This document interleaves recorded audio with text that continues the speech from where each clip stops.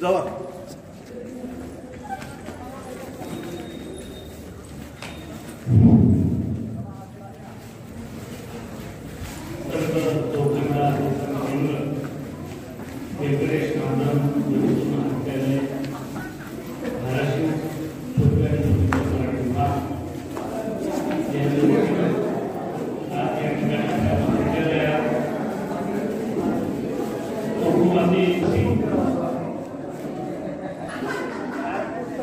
अगदी उत्साहामध्ये ही पालखी महाराष्ट्रामध्ये येते आणि नेहमीप्रमाणे या महाविद्यालयामध्ये काही काळ थांबते आणि नंतर ते मार्गस्थ होते. चोखोबाच्या जन्म ठिकाणापासून ते तुकोबाच्या जन्म ठिकाणापर्यंत मंगळवेढा ते तिरूपर्यंत असा हा पालखीचा प्रवास आहे. हा प्रवास आहे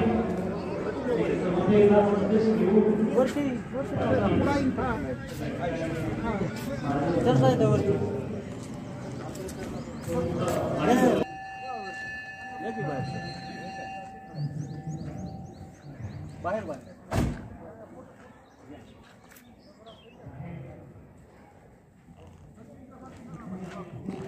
हळू अण्णा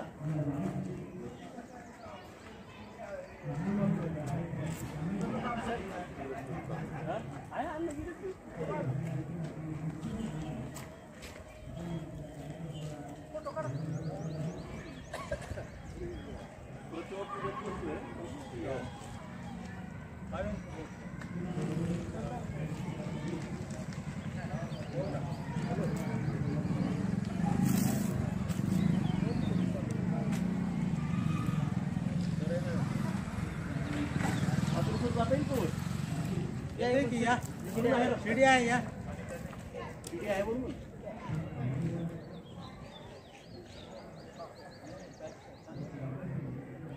जमल तरच जा बरं का.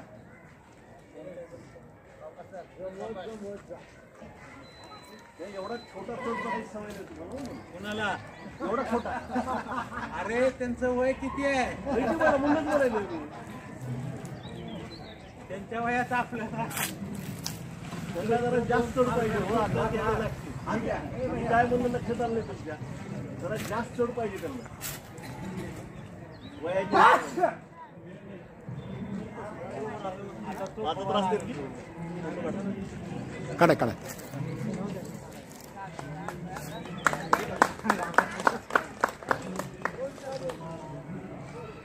भारत माता की जय. भारत माता की जय. वंदे मातरम. वंदे मातरम.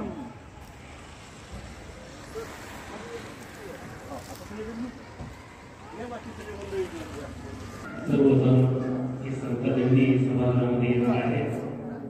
साधू संत येते घरा तुझी दिवाळी दसरा अशा प्रकारे म्हटलं जातं आणि तेही नेमकं तेच सत्य आहे.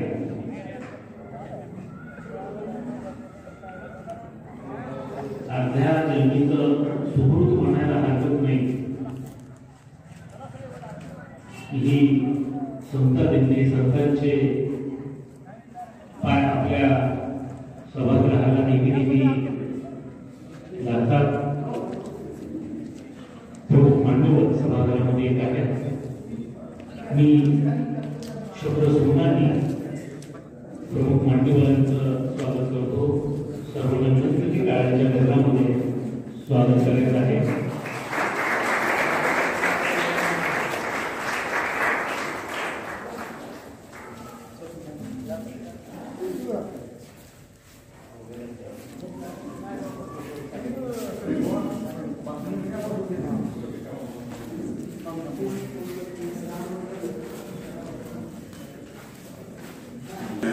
ते म्हणजे ॲडव्होकेट श्री गजाननजी चौगुले सर, त्याचबरोबर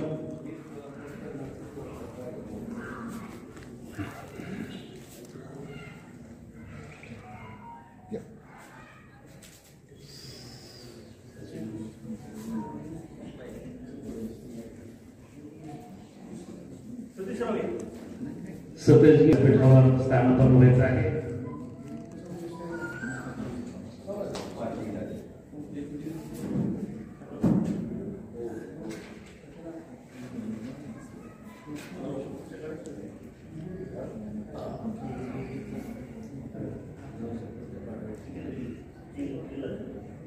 बापू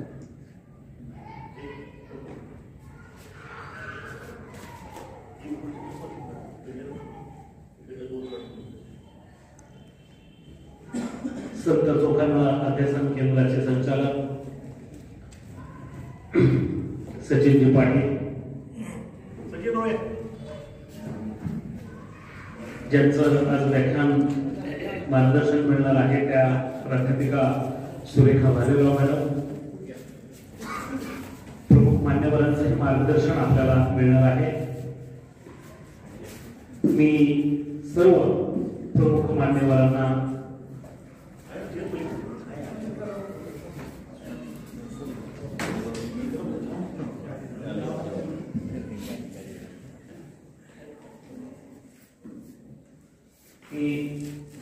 प्रमुख मान्यवरांना विनंती करतो की आपण या ठिकाणी संत श्रेष्ठ चोखामेळा आणि संत श्रेष्ठ तुकाराम महाराज यांच्या प्रतिमेस पुष्पहार अर्पण करून या ठिकाणी कार्यक्रमाचा शुभारंभ करावा.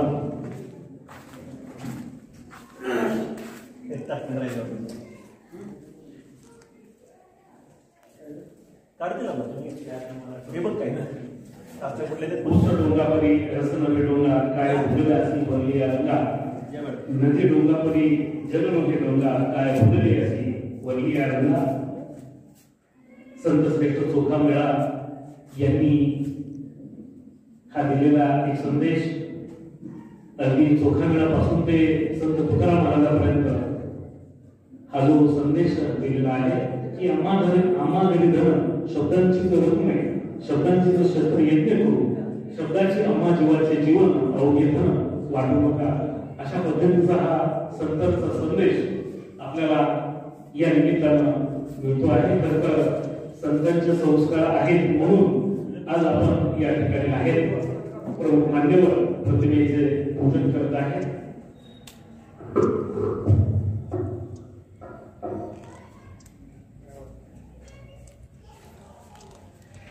दरवर्षीप्रमाणे याही वर्षी आज चोखामेळा चोखोबा ते चोखोबा एक वारी स्मृतीची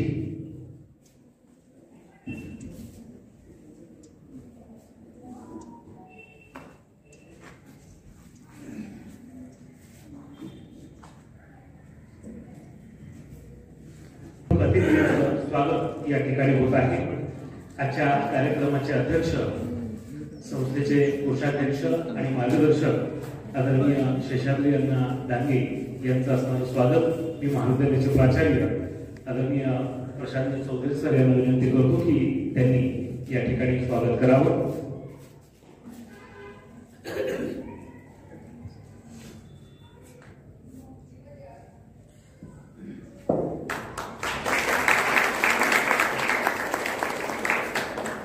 यानंतर ज्यांचा व्याख्यान मार्गदर्शन मिळणार आहे त्या प्राध्यापिका सुरेखा भालेराव मॅडम यांचं स्वागत मी बनारे मॅडमना विनंती करतो की त्यांनी मॅडमचं स्वागत करावं.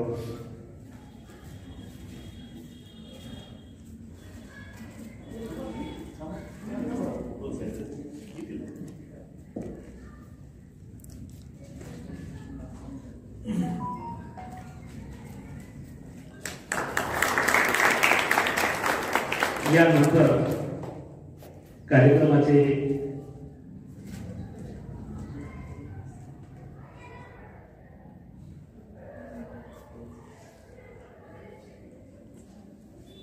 सतीशजी कोळगे यांचं असणारं स्वागत मी चौधरी सरांना विनंती करतो की त्यांनी सतीशजी कोळगे सरांचं स्वागत करावं.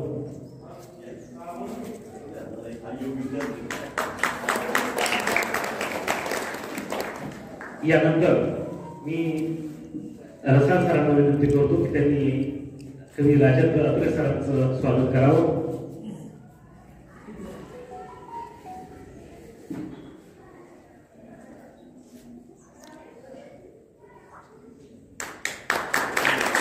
यानंतर माननीय श्री रामदासजी कोळगे यांचं असणारं स्वागत मी अण्णांना विनंती करतो की रामदासजी कोळगे यांचं असणारं स्वागत करावं.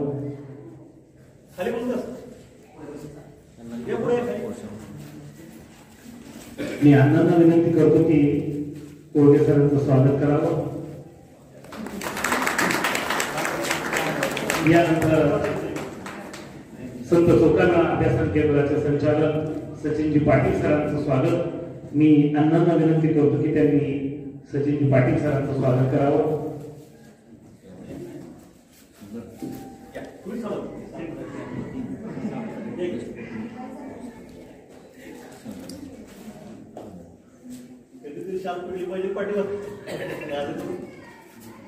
ही दिंडी येण्यामागचं मुख्य कारण म्हणजे सचिन पाटील सर आहेत.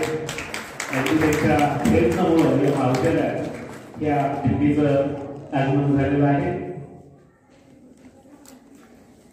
धन्यवाद सर.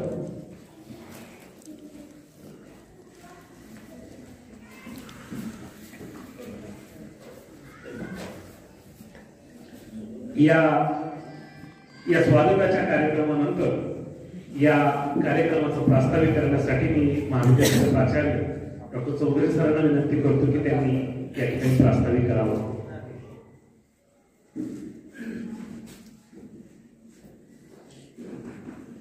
संत चोखामेळा अभ्यास केंद्र पुणे आणि व्यंकटेश महाजन महाविद्यालय धाराशिव यांच्या संयुक्त विद्यमान आयोजित केलेल्या या समता सभेमध्ये मी आपल्या सर्वांचं हार्दिक स्वागत करतो. महाराष्ट्राच्या सामाजिक आणि सांस्कृतिक वाटचालीमध्ये संत परंपरेचा उल्लेख आपण सर्व गौरवानं करतो आणि या संत परंपरेत ज्ञानोबा माऊली यांनी सुरू केलेला जो वारकरी पंथ त्याला आपण भागवत धर्मही म्हणतो, त्या मांदियाळीमधले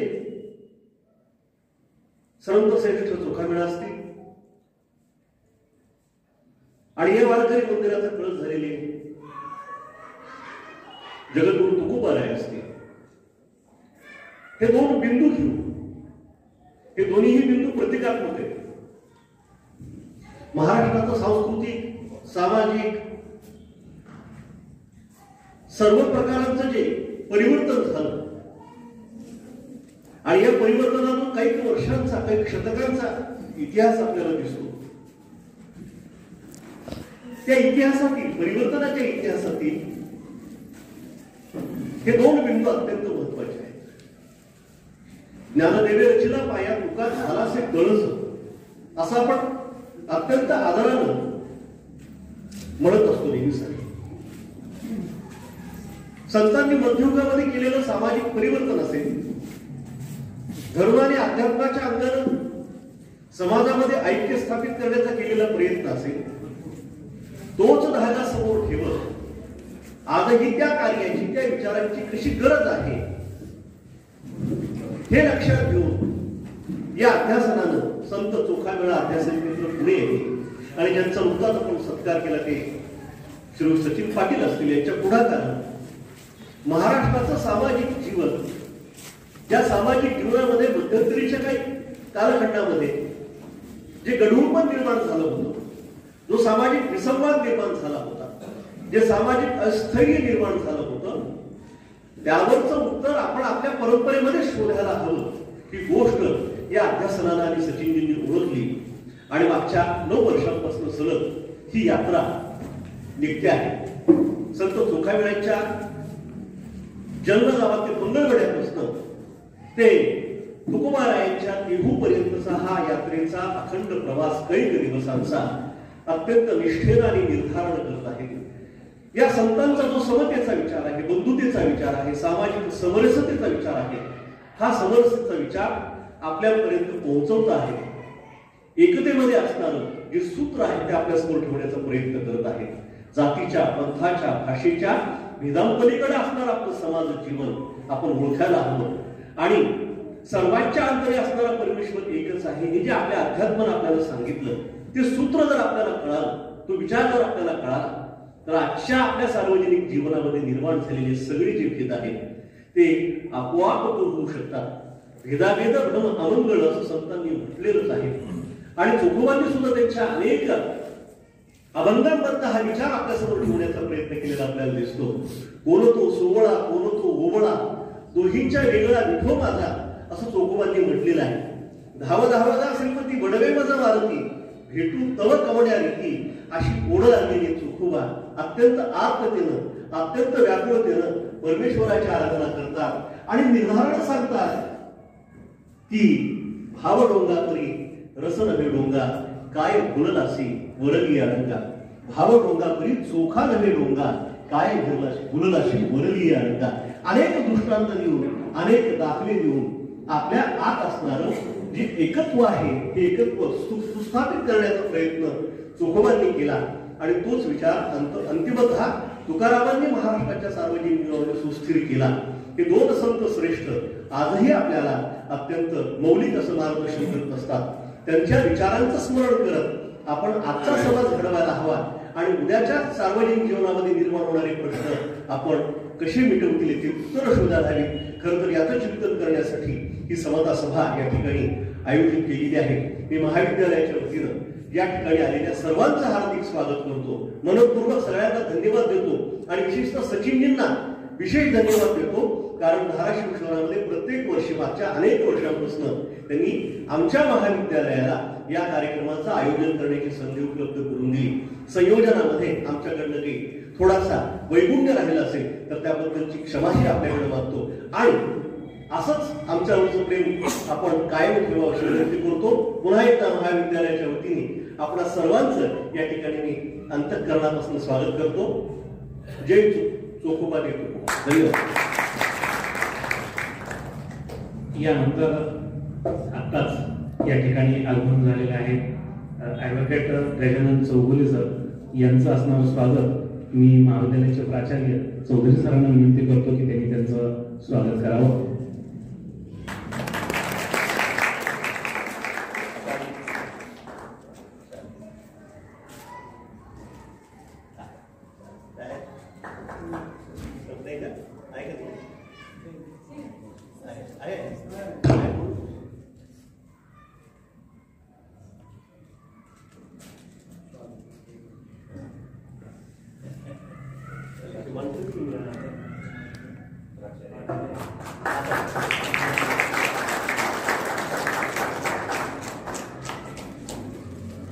या प्रास्ताविकानंतर मी ॲडव्होकेट गजाननजी चौगुले सरांना विनंती करतो की त्यांनी या प्रसंगी मार्गदर्शन करावं.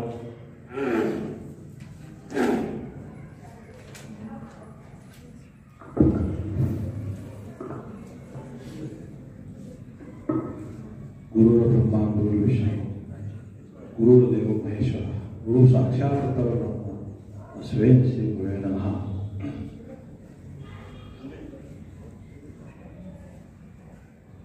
संत चोखामेळा अध्यासन केंद्रानं व्यंकटेश महाजन महाविद्यालय आयोजित चोखोबा आहे या एकवारी संस्थेची या सत्रात आमच्या सर्व व्यासपीठावर उपस्थित असलेले सन्माननीय प्राध्यापक, สุริกา महादेव नाथ टिळक, शेषाद्रींना डांगे, प्राचार्य डॉक्टर प्रशांत चौधरी, आमचे मित्र रामदासांना कोळगे, प्राध्यापक सत्यजित राजेंद्र फडणवीस सत्यजित कोळगे आणि सर्व या कार्यक्रमाला उपस्थित असलेले चोकोबा ते तुकोबा आहे हे समजून घेण्यासाठी सर्व म्हणजे भाविक भक्त उपस्थित सर्वांच्या शमी मी नतमस्तक होऊन माझे 2 शब्द या ठिकाणी सांगण्याकरता आहे. आणि भागवत धर्माचा पाया जर कोणी रचला असेल तर ज्ञानोबाळ्यांनी भागवत धर्माचा पायाची उभारणी केली. ज्ञानदेवे रचिला पाया उभारले देवालया, नामदयाचा. आणि शेवटी तुकोबाराय या भागवत धर्माचे कळस म्हटलं जातं तुकोबारायांना. परंतु या सर्व संतांच्या मांदियाळीमध्ये चोकोबा ते तुकोबा, आता सरांनी सांगितल्याप्रमाणे विष्णुमय जग वैष्णवांचा धर्म भेदाभेद ब्रह्मा मंगळा. कारण कुठल्याही धर्माचा, कारण संत असे असतात की संतांना कुठली जात नसते, धर्म नसतो, पंथ नसतो. सर्व समाजाचं हित, समाजाचं कल्याण हा एकमेव हेतू संतांचा असतो. जगाच्या कल्याणात संतांच्या होते देह कष्टविषयी परोपकार. कारण त्यांचं आयुष्य चोकोबारायांचं तरी काय, ऊस डोंगा परी रसन हे डोंगा काय भूल अशी वैरिया, कमान डोंगी परी तीर नाही डोंगा काय भूल अशी वैरिया. असे अनेक प्रमाण चोकोबारायांचे अनेक आभार की समाजाचं परिवर्तन घडावं, समाजाचं कल्याण व्हावं, याकरता चोकोबारायांनी खूप खूप आणि त्यांच्या कर्तृत्वातून समाजाचं हित बघत असताना पांडुरंगाची मेहनत एकरूप असायची. कारण त्याचं कोणत्याही कार्यामध्ये दळिता, कांडिता, जीविता म्हणजे सर्व गोष्टी काही जसं जनाबाई दळत असताना पांडुरंगाच्या स्वरूपात समोर आणूनच ते जायचं. फक्त पांडुरंगच पाहायचं काय कार्य करतोय याच्याही पेक्षा एकाग्रता. ज्ञानोबारायांनी सांगितलेलं आहे तरी अवधान ऐकून दिले मग सर्व सुखाची पात्र व्हायचे हे प्रतिज्ञ उत्तराचे उघडायला. कारण कुठल्याही कार्यामध्ये एकाग्रता खूप महत्वाची आहे आणि ती एकाग्रता असेल तर कोणतंही कार्य ते सिद्धीस केल्याशिवाय राहत नाही. असे विविध प्रत्येक संतांनी मानव जातीचा कल्याणाकरता नव्हे नव्हे फक्त मानव जातच नाही हे विश्वाची माझे घर ऐशी मते जयाचे शिवर किंवा गुणाचा रथ. कारण हे विश्वच माझे म्हणणारे हे संत आहेत. त्यांच्या ठिकाणी कुठलाही भेदभाव नाही.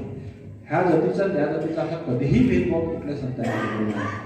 चोकोबारायांचं तर काय बोलायचंच नाही. त्यांचा पारंपरिक व्यवसाय जरी असला व्यवसाय करत असताना देखील कधी समाजाला दुःख होईल अशा पद्धतीने कधीतरी त्याच्या व्यवसायातून कधीही जाणवलेलं नाही. नव्हे नव्हे जे व्यवसाय करतात त्या व्यवसायात देखील त्याने पांडुरंगच पाहिला. मी पांडुरंगाचं दर्शन व्यवसायाच्या माध्यमातून करून दिलं. प्रत्येक संतांचं शांती कशी असावी ते एकनाथ महाराजांनी दाखवून दिले. येवण आणि पान खाऊन थुकल्यानंतर देखील ज्यांना राग येत नाही, स्वतःच्या पत्नीवरती एखाद्या तरुणाने उडी मारून पाठीवरती बसावं तरीही राग येत नाही. जेव्हा संत एकनाथ महाराज गोदावरीच्या गंगेच्या पवित्र तीर्थामध्ये स्नान करून बाहेर आले की यवन आणि पान खाऊन थुंकावं. थुंकल्यानंतर परत एकनाथ महाराजांनी परत जाऊन त्या गंगेमध्ये गोदावरी मातेमध्ये परत स्नान करावं. असं करता करता 108 वेळा त्या यवनाने पान खाऊन थुकलं एकनाथ महाराजांच्या अंगावरती, तरीही एकनाथ महाराजाला राग आला नाही. तो यवनच कपड्यावर म्हटला, माफ करा महाराज, मला एकाने सांगितले की एका महाराजांची परीक्षा घ्यायची आहे, त्यांना राग कधी येत नाही, शांती ब्रह्म कसं म्हटलं जातं, आणि मग त्यांना राग येत नाही म्हणून ती परीक्षा घेण्यासाठी मला ठरवून सांगितलं की तुम्ही आता हे पाठवा. माफी मागितली, दंडवत घातला. तेव्हा एकनाथ महाराज म्हटले, नाही, उलट मीच तुमचा ऋणी आहे. तुमच्या पान खाऊन थुंकण्यामुळे मला गंगामायाचं 108 वेळा स्नान झालं. हे संतांचं मोठं हृदय आणि अंतःकरण आहे, प्रत्येक संतांचं. तुकोबारायचे तसंच.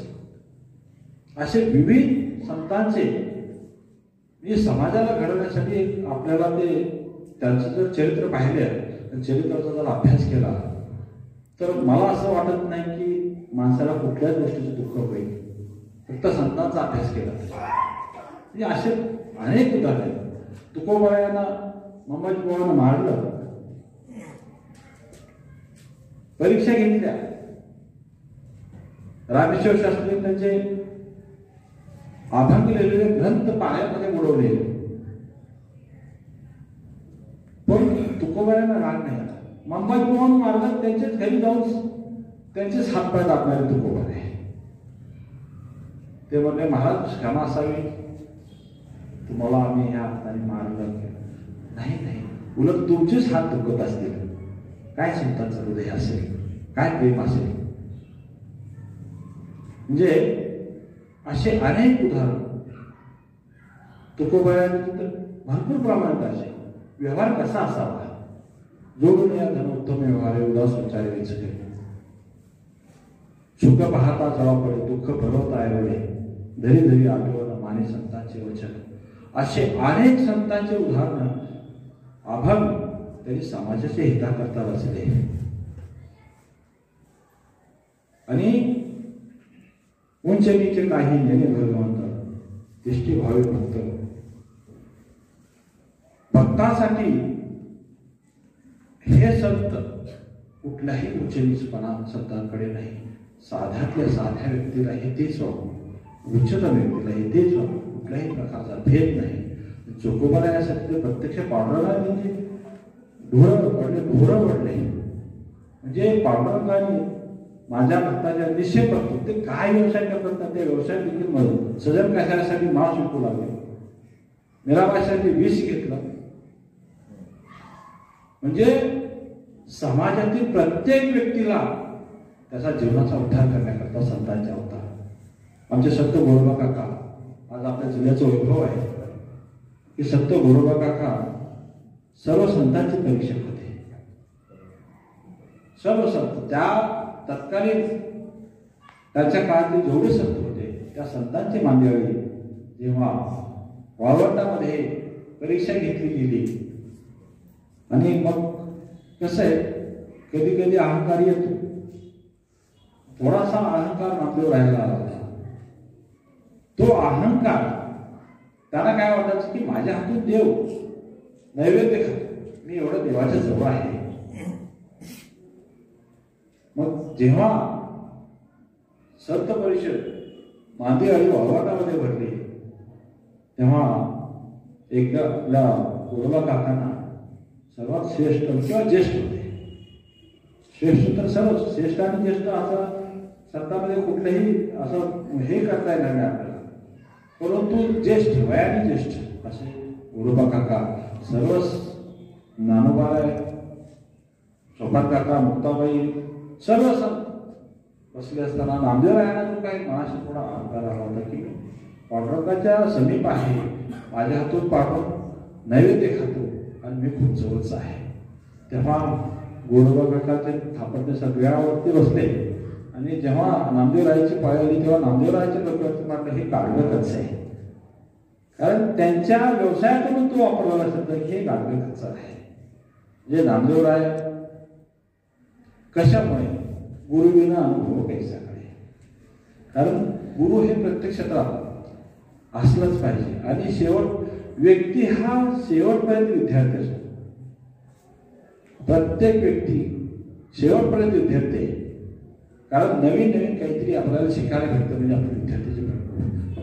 त्या गोडबा काकांनी हे गाडगं खर्च आहे मग कशावर काय ते सांगितलं. गुरु केलं नाही त्यामुळे आपल्याला गुरुची गरज आहे, गुरुची परिस्थिती आली पाहिजे. म्हणून जेव्हा त्यांना सांगितलं मग मी कुणाला गुरु करू,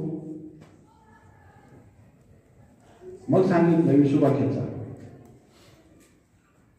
विसोबा खेचारांकडे मग कुठे भेटते तर औंढ्या नागनाथला भेटते.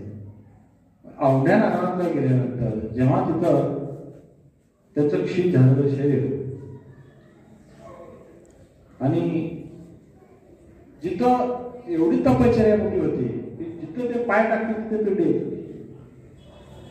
नामदेव राय गेल्यानंतर पाहिलं आपल्याला याला म्हणून करावं सांगितलं हे तर प्रत्यक्ष महादेवाच्या पिंडीवरती पाय टाकून बसले आणि हे गुरु. त्यांच्यातला थोडा अहंकारपणा थोडा होता. आता आपण संताबद्दल हे वाक्य वापरू नये पण हे संतांच्या चरित्रामध्ये आलेलं. मग त्यांना पाहिलं तुम्ही असं तुम्हाला मी गुरु करण्यासाठी आलो तुमचे तर पाय पिंडीवरती असं कसं काय. बाबा माझे पाय उचलून तू बाजूला ठेव बाबा, जिथं पिंड नाही तिथं ठेव. जेव्हा नामदेव रायने ते पाय उचलून फिरून बाजूला ठेवले पश्चिमेकडल्या बाजूला तर तिथंही ती पिंड तयार झाली. तिथेही पिंडच. मग मात्र नामदेव रायाला कळलं की आपला खरे हेच गुरु आहेत आपले. म्हणून आज औंढ्या नागनाथाचं पश्चिमेकडे दूर करू त्या लिंगाचं पिंडीचं आज आपलं दर्शन नाही. असे अनेक अनुभव संतांच्या जीवनातले आपल्याला अनुभवता येतात आणि आपलं कल्याण करून घेण्यासाठी संतांचे चरित्र आपलं वाचलं पाहिजे. खूप योगदान संतांनी त्यांचं अख्खं आयुष्यच. ज्ञानोबारायांनी शेवटी एवढा त्रास दिला ज्ञानोबारायाला की भिक्षा मागायला गेल्यानंतर जोडती भिक्षा विसरून घ्यावी. काय संन्यासीची मुलं म्हणून एवढा समाजाने त्यावेळेला त्रास दिला, वाईट टाकलं. नव्हे तेव्हा जी पिठानं काशीच्या ठिकाणी त्यांना शिक्षा की देहांत प्रायचित्त. देहांत प्रायचित्त म्हणजे तर आज आमच्या कोर्टाच्या आदेश मानाला तुम्ही तयार नाही. परंतु त्यावेळेला दिलेला विठ्ठल मानून विठ्ठल पात्राने तो स्वीकारला. घरी आल्यानंतर आईसाहेब रुक्मिणी आईसाहेब म्हणाले काय आपल्या मुलांना स्वीकारलं का, समाजाला स्वीकारण्याचा आदेश दिला का, समाज स्वीकारला ना, आता मूज होणार ना. विठ्ठल पात्राने सांगितलं तसं नाही, स्वीकारणार, समाज स्वीकारणार, मूज होणार. परंतु कधी की मी देहांत प्रायचित्त दिल्यानंतर.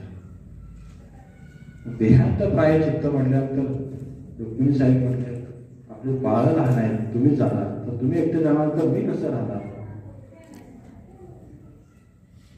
4 लहान मुलं झोपीत असताना तरी तो निर्णय घेतला आणि देहांत प्रायचित्त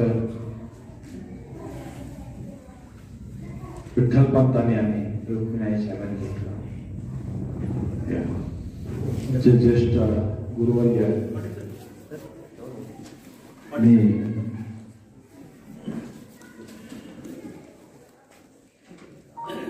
पाटील साहेबांना विनंती करतो की त्यांनी व्यासपीठावरती यासाठी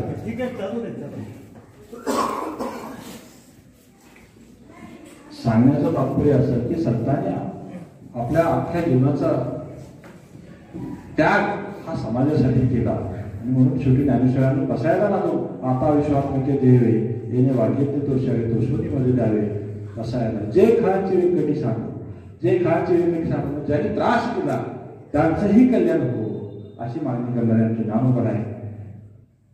अशा थोर संतांमुळे आज समाजामध्ये आपल्याला काहीतरी एक समाज एक चांगल्या पद्धतीनं जगू शकतोय असं चरित्र संतांचं आपल्यासाठी तयार करून ठेवलं होतं. जसं चोकोमध्ये तुकोबा हे जी यात्रा चालली आहे ही खूप वर्षालाच येते आणि याच्यामध्ये नक्कीच पुढच्या वर्षी आणखी काही आपल्याला वाढ करता येईल यासाठी नक्की माझे लांबच चाललेलं मी माझे 2 शब्द थांबवतो.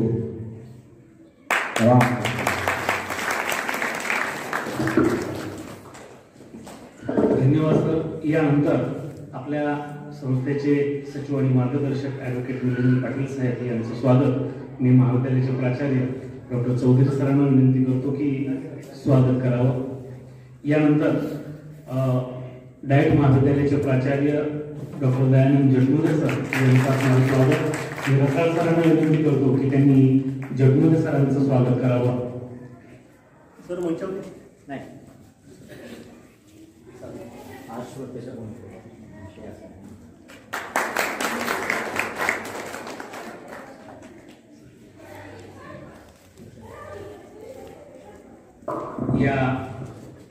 या स्वागतानंतर आजचं ज्यांचं व्याख्यान लागणार आहे त्या प्राध्यापिका सुरेखा भालेराव नागटिळक मॅडम यांना मी विनंती करतो की त्यांनी या प्रसंगी मार्गदर्शन करावं.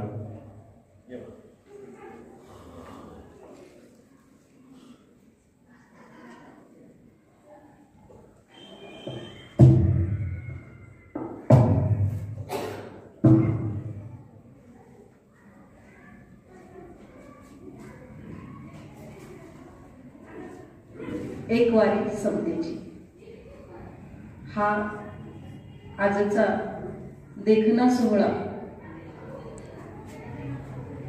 2018 मध्ये चालू केलेला हा प्रवास आणि हे छोटंसं लावलेलं रोपटं आपल्या सर्वांच्या सहकार्यानं खरंच अगदी त्या वटवृक्षासारखं बहरताना पाहून मनस्वी आनंद होत आहे.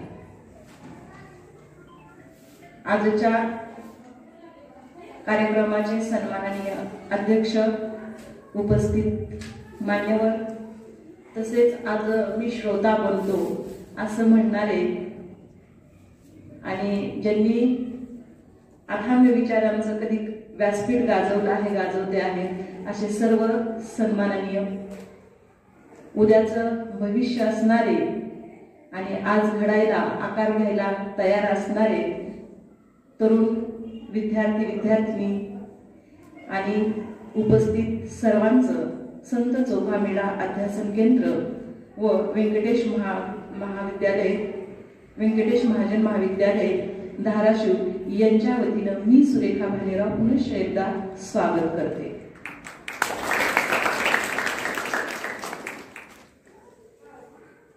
आजचा हा अनोखा सोहळा पाहत असता पहिल्याच वाक्यामध्ये आमचं सर्व काही समजून घेण्याचं जर कौशल्य असेल तर लक्षात येतं, एक वारी समतेची, एक वारी समतेची, एक वारी फक्त पाहिजे.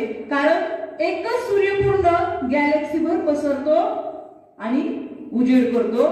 महाराष्ट्रामध्येच नव्हे तर देशात नव्हे तर अवघ्या विश्वामध्ये कितीही कोणीही अराजकता माजू द्या, त्याच्यामध्ये त्या काळामधला संत, संत या शब्दाचा अर्थ तुम्हालाही माहित आहे, परंतु पुनश्च एकदा मी माझ्या शब्दामध्ये तुम्हाला सांगते की ज्याला आता सरांनी सांगितलं की अंगावरती पान खाऊन थुंकल्यानंतर सुद्धा वाईट वाटत नाही आणि हिऱ्यांच्या मोत्यांच्या गळ्यात माळा घातल्यानंतर ज्याला आनंद होत नाही, अशा वेळी मनामध्ये असलेली समतेची भावना, ओके ओके मी काय करतो, कोणी मला मित्र मैत्रिणी जरासा छान दिसतोस म्हणलं की वाव गुड फील करतो आणि तेच बाहेर गेल्यानंतर ना एवढं जरी केलं तर पुरेसं असतं सगळ्यांवर उतरायला.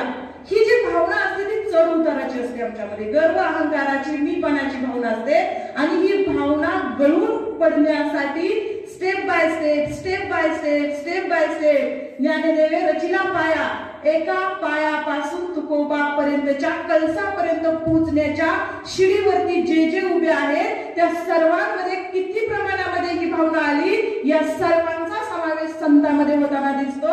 आणि म्हणून या स्टेजवरती सर्व महापुरुषाची नावं एकाच शब्दामध्ये वापरलेली आहेत, चोखोबा ते तुकोबा. 11व्या शतकापासून 17व्या शतकापर्यंतचे सर्व या कार्यक्रमामध्ये समाजाच्या जडणघडणीमध्ये, उन्नतीमध्ये, समाजाच्या सुखदुःखामध्ये संथपणे कुठल्याही मनाचा तोल ढळू न देता, आक्रमक न होता अगदी शांतपणे जे काम करत होते, अशा सर्व संतांची एकता जिथं साधली जाते त्या वारीच्या नावाच्या टायटल मध्येच आम्हाला आहे, एक वारी संतांची वारी. पुढचा शब्द काय आहे त्याच्यामध्ये? वारी. वारकरी कुणाला म्हणावं? पंढरपूरच्या विठ्ठलाच्या प्रत्येक महिन्याच्या एकादशीला मी वारी पोहोचवतो, त्यालाच वारकरी म्हणावं. हा आमचा डोळस दृष्टिकोन आज होताना दिसतो, कारण आम्ही वाचत नाही, ऐकतो भरपूर, परंतु त्याच्यावरती विचार करत नाही. ऐकलं तेवढं ऐकलं, वाचलं तेवढं वाचलं, परंतु जागृत मेंदूचं लक्षण असतं हे असे का, कशासाठी, कुणी, कुणासाठी, कधी, केव्हा, कितीदा, कुठवर, असे प्रश्न त्या शब्दांना आम्ही कधी विचारतच नाही. विठ्ठलाची वारी म्हणजे खरंच अशी होती का की तुम्ही फक्त चालत जा वारीला, एसटीने जा, तिथे जावा, कळस पहा, किंवा त्या चंद्रभागेच्या त्या वाळवंटामध्ये जा, पाय लावा, अंघोळ करा आणि देवाला भेटून या. या वारीचा अर्थ तुम्हाला असा अभिप्रेत असेल तर तो अर्थ तसा नाही होईल, कारण प्रत्येक शब्द हा त्या त्या काळाचा एक राजवैभव घेऊन आलेला शब्द असतो, त्या काळाचा तो राजवैभवाचा शब्द असतो. आणि म्हणून वारी या शब्दाचा अर्थ जर आम्ही व्यवस्थित वाचला तर त्याच्यामध्ये आम्हाला एक लक्षात येतं, सूर्याने अंधारावरती केला होता वार म्हणून तो वारकरी. सूर्याने अंधारावरती प्रकाशाचा केला होता वार म्हणून तो वारकरी. अंधार भेदायला त्याला किती परिश्रम करावे लागले असते, अंधार भेदायला त्याला किती परिश्रम करावे लागले असतील. या परिश्रमाचा कधी आम्ही अभ्यास करायला लागलो, अंधार आणि सूर्य यांच्यावरती सायन्सच्या दृष्टीने जर विचार करायला लागलो तर सूर्य आमचा पहिला वारकरी असताना मला जाणवतो.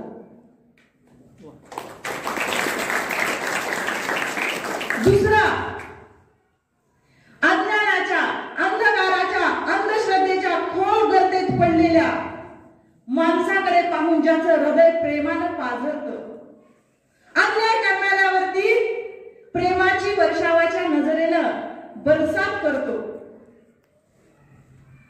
असे महान संत ज्यांना आजही पायरीचं स्थान मिळालं असलं तरी ते पायरीचं स्थान सहजासहजी मिळालं नाही, सहजासहजी मिळालं नाही आणि पायरीला स्थान मिळालं नाही म्हणून सुद्धा कधी नाराज झाले नाहीत, असे चोखोबा. त्या काळातले त्यांचे अभंग पाहिले की त्यांच्या बाबतीत वाचलेलं एक लक्षात येते की त्यांच्या इतकी असामान्य प्रगल्भ बुद्धिमत्ता कुठेही दिसून येत नाही, कारण त्यांना लिहिता वाचता येत नव्हतं तरी इतके सुंदर अभंग त्यांनी तयार केलेले आहेत. का घडले हे वारकरी? अंधाराच्या, अज्ञानाच्या त्या रोग्याला, पेशंटला शब्दांनी ऑपरेशन करायची ताकद त्या वारकऱ्यामध्ये होती, म्हणून ते वारकरी दुसरे त्यांच्याच वसा चालवणारे आणि समतेचा सर्वत्र पसारा घेऊन फिरवणारे, माणसाच्या मनामध्ये स्थान निर्माण करणारे तुकोबाराय यांच्यामध्ये जे फुले शाहू आंबेडकरी विचारधारानं काम करतात, यांच्या सर्वांचं काम जर आम्ही पाहिलं तर लक्षात येतं, अज्ञानावरती त्यांनी काम केलेलं आहे, अंधश्रद्धेवरती त्यांनी काम केलेलं आहे, मानवतेवर त्यांनी केलेलं काम आहे आणि या सर्वांनी याच्यावरती वार केलेले आहे. ज्या ज्या समाजामध्ये अनिष्ट चाली, रूढी, रीती होत्या त्याच्यावरती काम केलेलं आहे आणि म्हणून हे सगळेच वारकरी एकत्रच आणून मंगळवेढ्यातून जी ही रॅली काढली जाते, खरंच संत आम्हाला कधी कळतात? एखादं शतक गेलं त्यांनी पुढं माणूस कधी कळतो आम्हाला? की त्याच्या फोटोला हार लागल्यावर कळतो. परंतु जिवंत असताना आम्ही त्या माणसाकडे त्याच्या गुणांचं कौतुक म्हणून कधीच बघत नाही.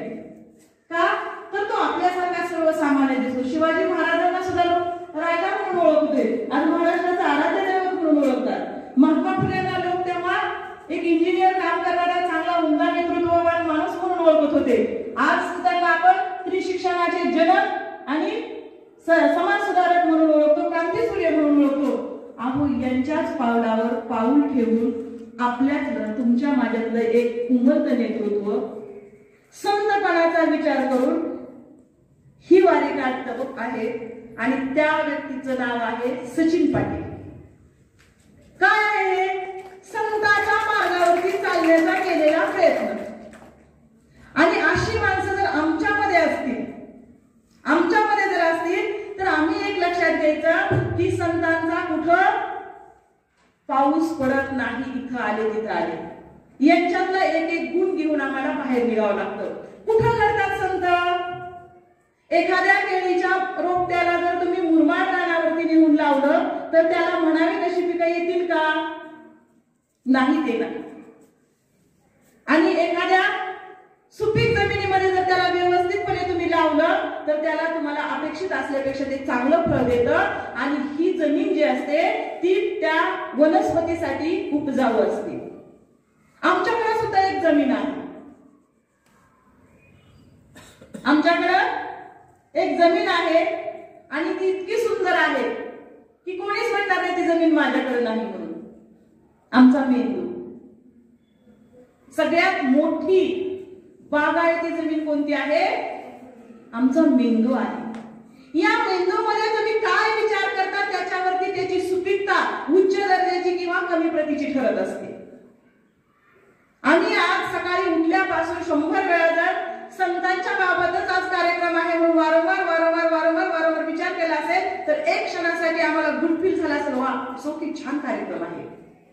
पण आज काही कार्यक्रम आहे, बसावंच लागणार आहे. ही काय केली आम्ही? आमच्या त्या उपजाऊ जमिनीची काय केली? उत्कृष्टता कमी केली. आणि या जमिनीमध्ये कोणतं रोप लावायचं हा तो मालक ठरवत असतो. उपजाऊ जमिनीमध्ये त्या मालकाचाच हक्क आहे ना, याच्यामध्ये कोणतं बियाणं लावलं पाहिजे. अगदी त्याचप्रमाणे आमच्या या जमिनीबरोबरच थोड्याशा मंगळवेढ्याच्या जमिनीचा सुद्धा आपण आढावा घेऊया. मंगळवेढ्याच्या जमिनीचा जेव्हा आपण अभ्यास करतो तेव्हा असं लक्षात येतं की मंगळवेढ्यामध्ये 5व्या ते 6व्या शतकामध्ये 566च्या दरम्यान चालुक्याचं राजघराणं आलं होतं. आणि विशेष त्यामध्ये असं की आज आम्ही डॉक्टर, इंजिनियर, प्रोफेसर अशा पदव्या जशा लावून घेतो स्वतःला, अगदी त्याचप्रमाणे पुलकेशी नावाच्या राजानं सर्वप्रथम माझ्या माहितीनुसार महाराजांनी पदवी धारण केली होती. मंगळवेढ्याच्या या भूमीमध्ये महाराजा ही पदवी त्याने धारण केली होती.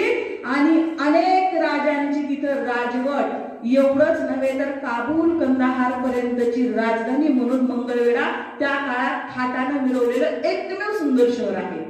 आणि अनेक राजांचा त्याला राजाश्रय लागलेला आहे. हे सर्वच राजे कलेचे उपभोक्ते होते, शिल्पकलेचे उपभोक्ते होते. आणि प्रत्येकाने आपल्या त्या त्या काळामध्ये त्या शिल्पकलेचा, त्या कलेचा उत्तम नमुना म्हणून शिल्पकला कोरलेल्या आहेत. त्यातल्या काही शिल्पकला आजही आपल्याला पाहायला मिळतात, परंतु काही त्यातले ती शिल्प जे आहेत ती मोठ्या लॅबमध्ये असतील, घेऊन गेलेले आहेत. पुण्यामध्ये असतील किंवा अनेक ठिकाणी ते घेऊन गेलेले आहेत. पण आजही तिथं जर खोदायला गेलं तर ती दगड सापडतात आपल्याला. आणि आपल्याला त्याच्याबद्दल काहीच वाटत नाही. का तर आम्ही आमच्या सुपीक डोक्यामध्ये त्या सुपीक जमिनीचा कधी विचार करत नाही ज्या जमिनीमध्ये राजांच्या पिढ्या घडल्या. राजांच्या पिढ्या. एका कॉलेजमधून एखादा मुलगा जर खासदार झाला, डॉक्टर झाला, इंजिनियर झाला तर त्या कॉलेजला किती अभिमान वाटतो. अरे हा माझ्या कॉलेजचा स्टुडंट आहे. या मंगळवेढ्याचा आम्हाला किती अभिमान वाटला पाहिजे. कित्येक संत तिथे येऊन गेलेले आहेत.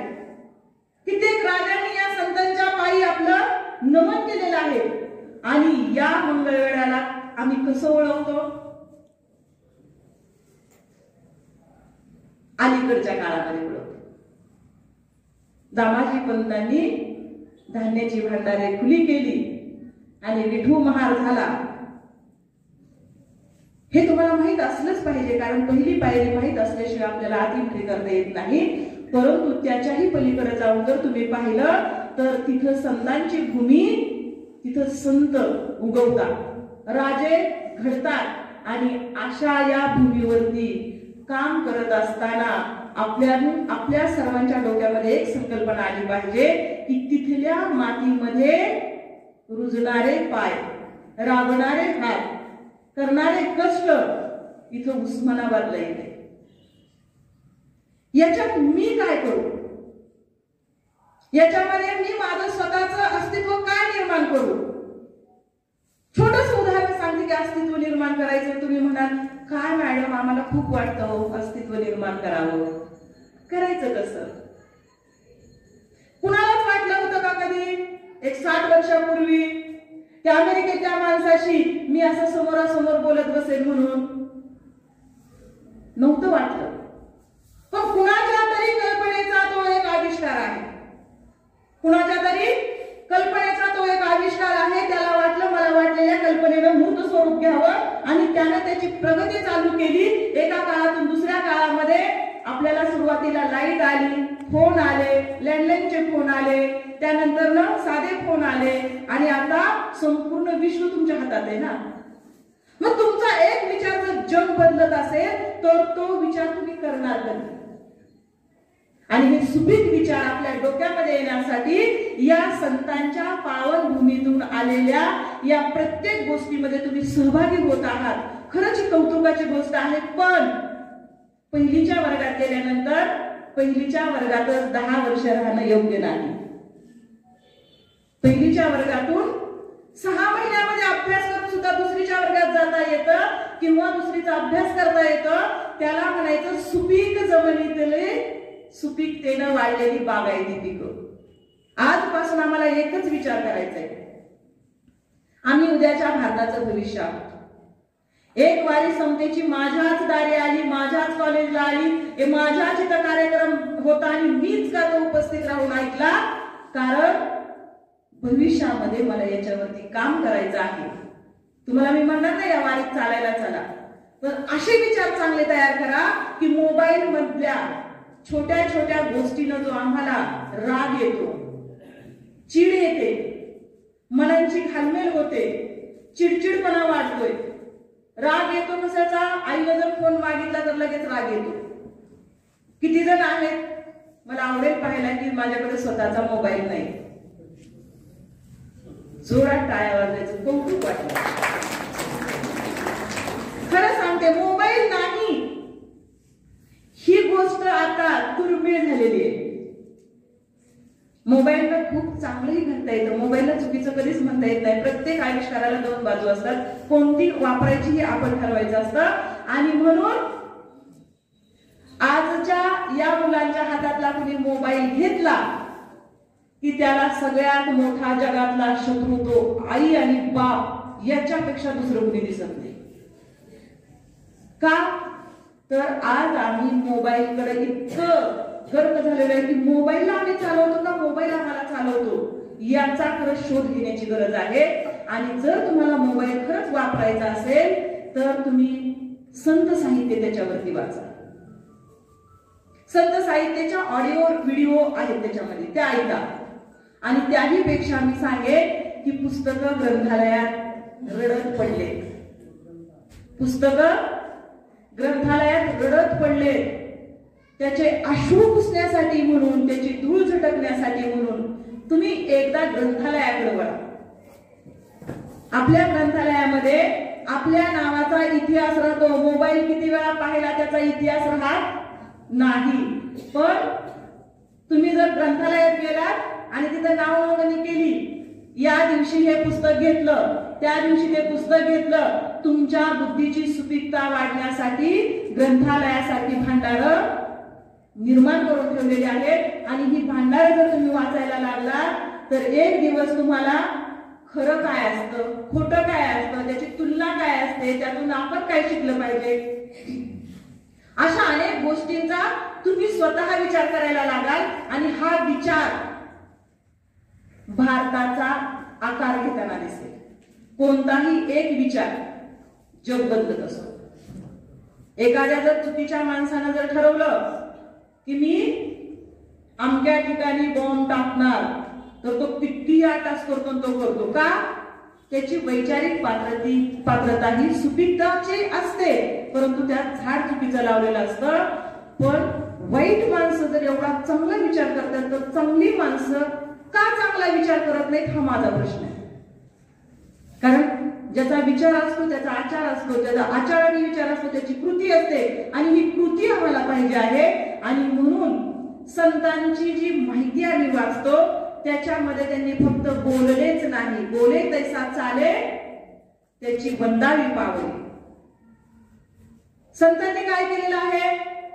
इकडं तिकडं जा, तुम्ही चांगलं राहा, तुम्ही स्वच्छ राहा, तुम्ही अभ्यास करा असं सांगितलंय का? नाही.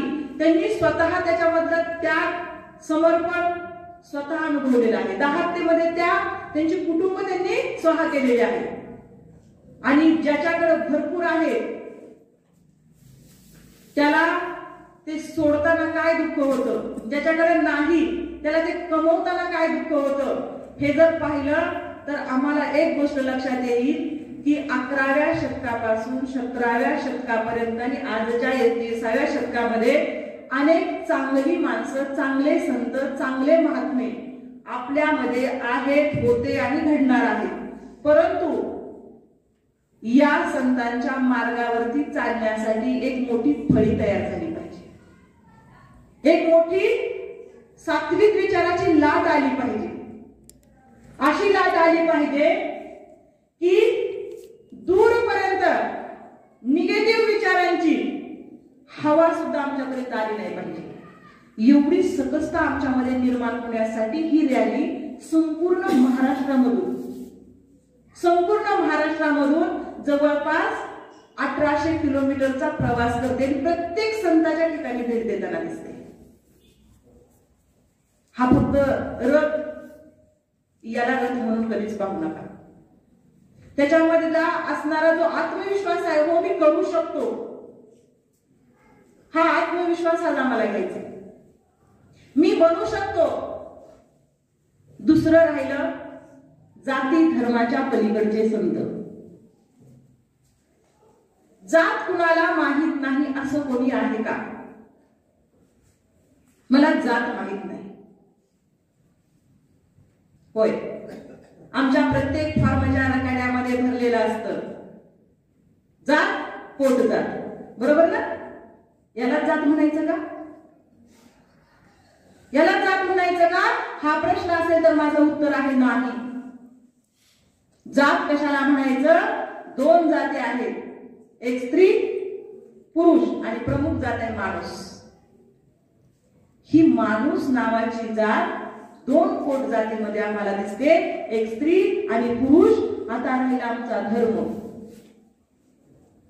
आजपासून एक लक्षात ठेवायचं, मी माझ्या जातीसाठी काम करणार, मी माझ्या जातीसाठी काम करणार. समस्त महिलांच्या उद्धारासाठी मला काय करता येईल? लेख लिहिता येतील, कविता वाचता येतील, कविता लिहिता येतील, प्रबोधन करता येतील, मुलींना शिक्षण देता येईल, महिलांचं सबलीकरण करता येईल.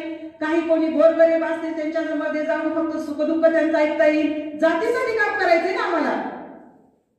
पण आमच्या डोक्यामध्ये जी जात आहे ती इतकी क्षुल्लक आहे, तिला जास्त भाव देऊ नका. आपली ओरिजिनल जात कोणती आहे? मी जर एक स्त्री असेल तर समस्त स्त्री वर्ग माझी जात आहे, मी जर एक पुरुष असेल तर समस्त पुरुष वर्ग हा माझी जात आहे. आणि आम्ही आमच्या जातीवरती काम करत असताना आम्ही प्रामाणिकपणे जर काम करायला लागलो तर त्या जातीचा गर्व नक्कीच बाळगला पाहिजे. अशी जात आजपासून आमची निर्माण झाली पाहिजे. धर्म, मराठी सगळे शिकला, 1ली, 5वी, 7वी, 8वी, 9वी पर्यंत सगळ्यांना मराठी असते. नाम ही व्याख्या आम्हाला माहित आहे. नामाचे 3 प्रकार आम्हाला माहित आहे. तिसरा कोणता आहे? गुणभाव किंवा धर्मवाचक नाम. गुणवाचक, भाववाचक किंवा धर्मवाचक. फक्त व्याख्या पाठ केलेत आम्ही. आज त्या व्याख्येचा थोडासा विचारही करूया. ज्याच्यामध्ये जो गुण असतो, ज्याच्यामध्ये तो भाव असतो आणि ज्याच्यामध्ये त्याचा तो नैसर्गिक स्वभाव किंवा धर्म असतो त्याला धर्म असे म्हणतात. मिरची तिखट लागणे हा तिचा गुण आहे, हा तिचा धर्म आहे आणि हा तिचा भाव सुद्धा आहे. जर महाराष्ट्रात मला मिरची तिखट लागत असेल आणि अमेरिकेला गेल्यावर जर गोड लागत असेल तर तिला मी मिरची म्हणेन का? अजिबात नाही. का? तिने तिचे गुण धर्म आणि भाव सोडून दिले. ऊस आता सांगितलं, ऊस डोंगा परी रस नाही डोंगा.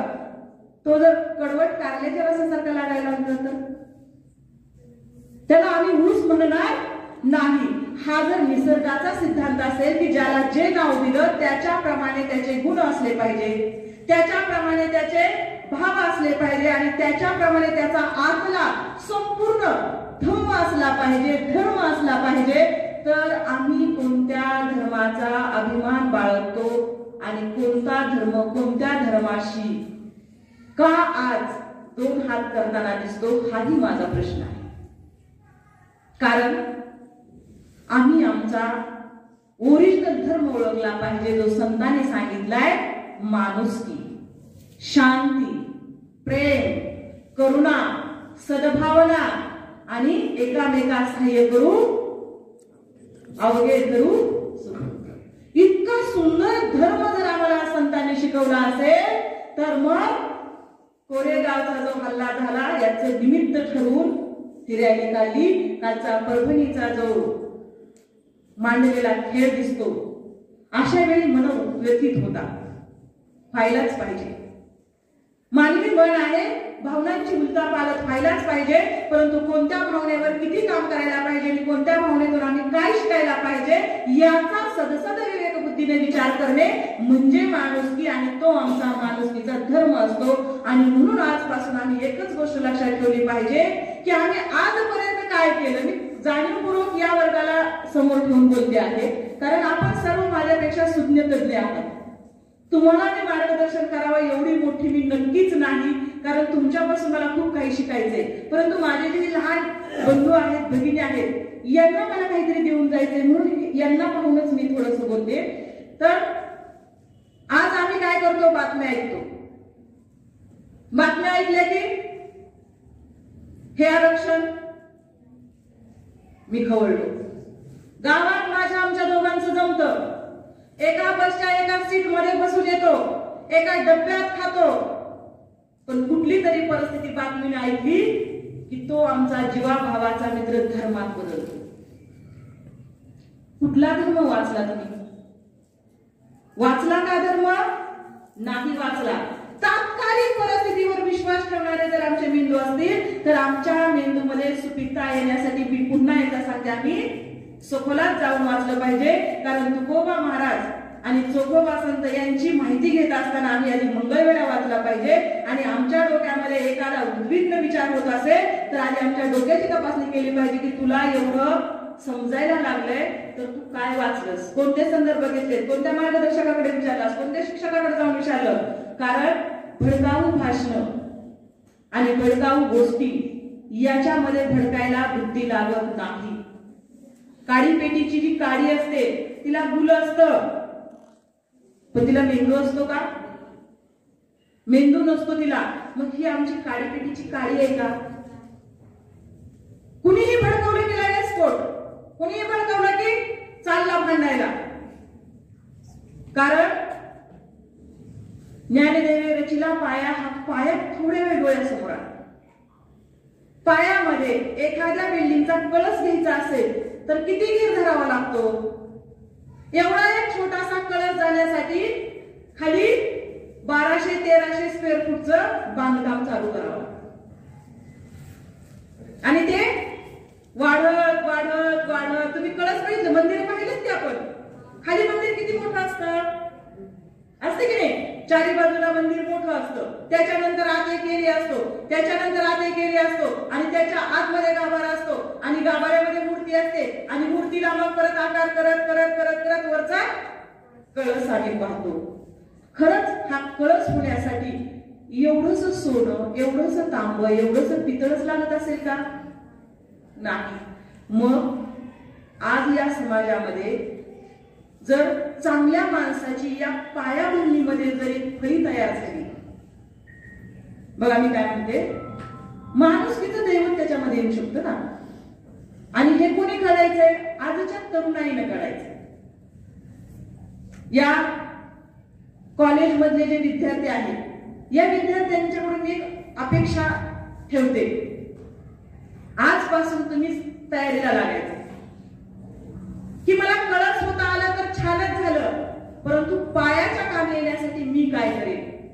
मोबाईल वरती 4 तास इकडचं तिकडचं पाहण्यापेक्षा मी सात्विक विचारासाठी चांगली पुस्तकं आज माझ्या शिक्षकांना, मार्गदर्शकांना, गाईडला विचारेल. 4 पुस्तकं फक्त वाचा तुम्ही त्यांच्या मनात, आणि 5वं पुस्तक मात्र तुम्हाला स्वतःला नाही निवडता आलं तर मला सांगा का? तर पाया बनायची तयारी आपण ठेवली पाहिजे. पण पाया कशाचा बनायचे? आम्हाला माणुसकीच्या देवळाचा पाया बनायचा. आणि हा पाया महाराष्ट्रात प्रत्येक रॅलीच्या ठिकाणी आपण बसवणार आहे. उभ्या महाराष्ट्राच्या मानवतेचं मंदिर बांधण्याचा संकल्प याच्यातून घडवला जातो. एक दिवस हा संकल्प नक्कीच पूर्णत्वास येणार आहे. कारण कोणताही विचार पेरला की उगवतो, पेरला की उगवतो. फक्त त्याला वारंवार काळजी घेण्याची गरज असते. ती काळजी आपल्यासारखी तज्ञ मंडळी, ज्येष्ठ मंडळी प्रामाणिकपणे घेत आहेत. कोणत्याही कार्याचं फळ येण्यासाठी थोडा वेळ पाहावा लागेल, पण मी नक्कीच सांगते की आम्हाला आमची खरी जात कळली पाहिजे, आम्हाला आमचा खरा धर्म कळला पाहिजे, आम्हाला आमच्या मेंदूची सुपीकता वाढवता आली पाहिजे. आणि त्याही पलीकडे जाऊन जो आमचा मातीचा गुणधर्म आहे, आमच्या मातीचा गुणधर्म काय आहे? ही सोन्याची भूमी आहे जगामधली, संपूर्ण आता भारताचा बघावर सोन्याची भूमी मानली जाते. इथं बुद्ध घडतात, इथं कबीर घडतात, इथं संतांच्या पिढ्याला पिढ्या घडतात. त्या मातीतून जर मी आले असेल तर माझ्याकडे आजपासून शांती आलीच पाहिजे. क्रांती येईलच, पण ती विचाराने येईल. बंडखोरी आलीच पाहिजे. मग असे सांगितलं की चोखोबा महाराजांना तिथं त्या मंदिरापर्यंत येण्यासाठी बंड करावे लागले. ही बंडगिरी आली पाहिजे आमच्याकडे, पण वैचारिक असली पाहिजे. क्रांती आली पाहिजे, पण ती वैचारिक आली पाहिजे. कारण तिच्या आधी आमच्याकडे शांतीची म्यान असायला पाहिजे. त्याच्यामध्ये ह्या दोन्ही आम्ही सुरक्षित ठेवू शकतो. पाहिजे तेव्हा त्याचा तुम्ही जेव्हा उपयोग कराल तर तो योग्य मार्गासाठी केलेला असेल. आणि म्हणून तुमच्यामधून सुद्धा भावी शांतीचा संदेश देणारा, एक संत पदाला जाणारा व्यक्ती आज इथे घडत आहे. प्रत्येक जण स्वतःला सांगा तो मीच आहे. प्रत्येक जण स्वतःला सांगा तो मीच आहे. माझं वय किती हे महत्वाचं नाही, कारण ज्याची उसळी जास्त असते तो जास्त वेगाने फास्ट जातो. आणि म्हणून आजपासूनचा हा जो वेळ आहे तो आमचा सत्कारणी लागला पाहिजे. शांती, करुणा, मैत्री, प्रेम याच्यासाठी वापरला गेला पाहिजे. 21व्या शतकाच्या वादळामध्ये आम्ही भरकटून न जाता त्याच्यामध्ये शांतीचं एक सुंदर असं वातावरण निर्माण करण्याची जबाबदारी जर आजपासून आम्ही घ्यायला चालू केली तर या महाराष्ट्राला पुन्हा एकदा 11व्या शतकातलं सोन्यांच्या मोहरा दारोदारी घरोघरी देण्याचं वैभव प्राप्त होऊ शकतं. हे घडूच शकतं. आणि त्यासाठी तुम्ही मी तयार असायला पाहिजे. आज या कॉलेजनं मला इथं बोलवलं. आपण सर्वजण माझे गोबडे बोल ऐकून घेतले. खरं तर मी हक्कानं बोलते. मी जिथं जाते तिथं सगळेच मला माझे वाटतात आणि मला असं वाटतं की त्यांच्याकडून मी खूप काही घ्यावं, पण माझ्याकडचं थोडंसं तरी त्यांना द्यावं. आणि म्हणून मी आणि थोडंसं काहीतरी देण्याचा प्रयत्न केलेला आहे. जेवढं तुम्हाला योग्य वाटतंय तेवढं घ्या, बाकीचं मला परत द्या. पुन्हा एकदा भेटूया. धन्यवाद. धन्यवाद मॅडम. संत चोखोबा महाराजांचे तत्वज्ञान हे सामान्य लोकांसाठी असामान्य होते. ते त्यांच्या अभंगामध्ये म्हणतात की नाम हे सोपे जपता विठ्ठल अवघेची फळ हाताला आले. अशा पद्धतीचे त्यांचं तत्वज्ञान त्यांच्या अभंगामधून होतं. या ठिकाणी एक दोन स्वागत राहिलेले आहेत की संत चोखामेळा अध्यासन केंद्राचे विश्वस्त माननीय श्री पांडुरंग काळे सर यांचं असणारं स्वागत मी आदरणीय अण्णांना विनंती करतो की त्यांनी पुष्प आणि पुस्तक देऊन त्यांचं स्वागत करावं.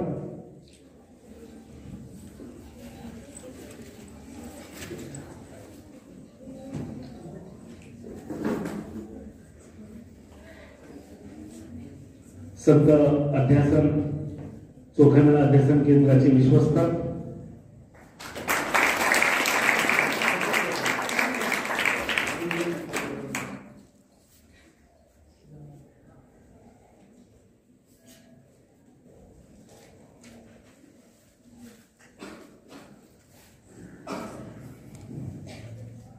यानंतर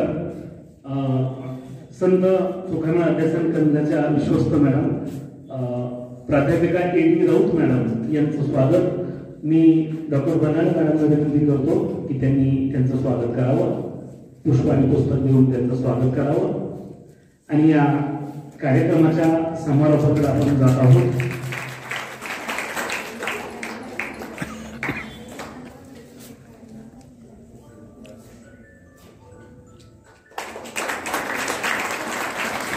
मी आजच्या कार्यक्रमाचे अध्यक्ष आदरणीय शेषाद्री यांना डांगे यांना विनंती करतो की त्यांनी या ठिकाणी मार्गदर्शन करावं.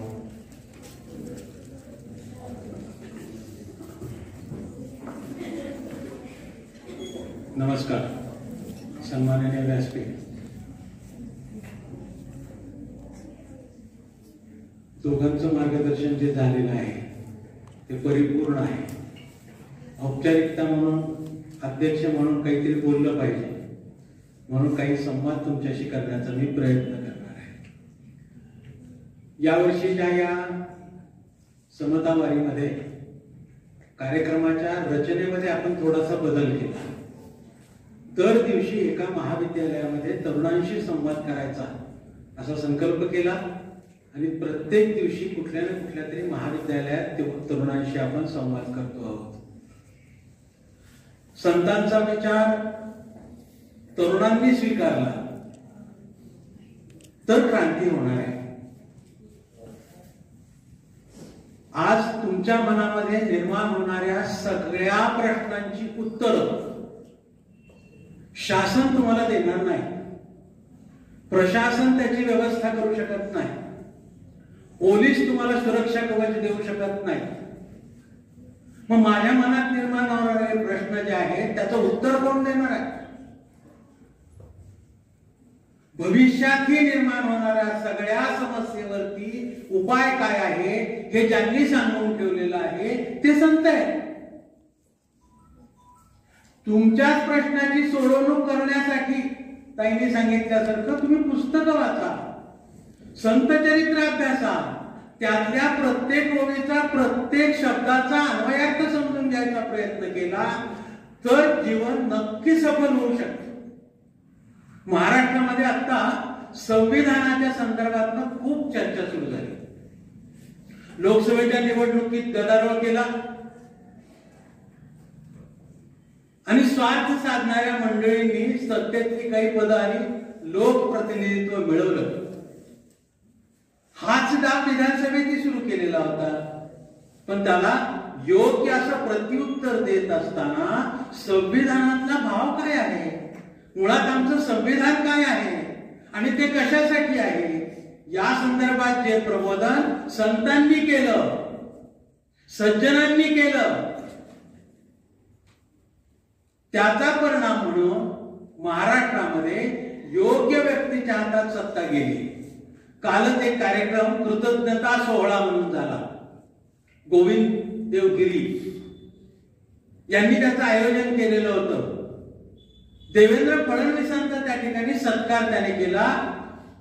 देवेंद्रांना वाटत होतं की ज्या संतांनी महाराष्ट्राच्या धर्माचं जागरण केलं, प्रबोधन उद्बोधन केलं, सर्वसामान्य माणसाला त्याची भूमिका काय असली पाहिजे आणि लोकशाहीमध्ये त्याच्या मताला किती किंमत आहे हे समजावून सांगण्यासाठी गावोगावी घरोघरी गेले.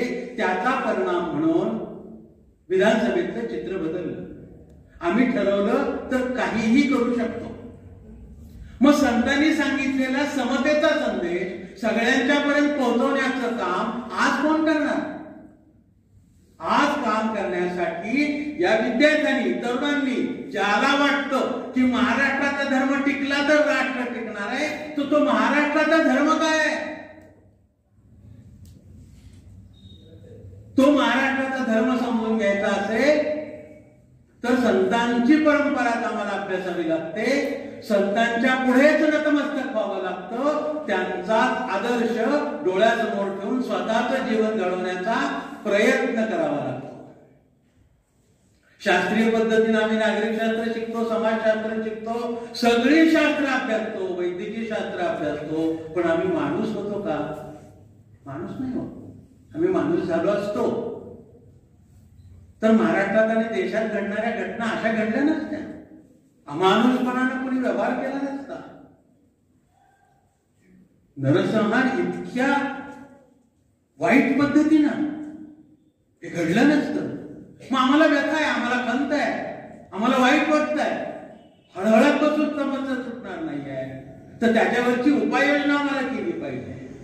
संत चोखोबांच्या आयुष्यात आलेले सगळे प्रसंग आपण अभ्यासले तर त्याच्यावरची विपरीतता दुसऱ्या कोणाच्याच वाटाला आली नाही का?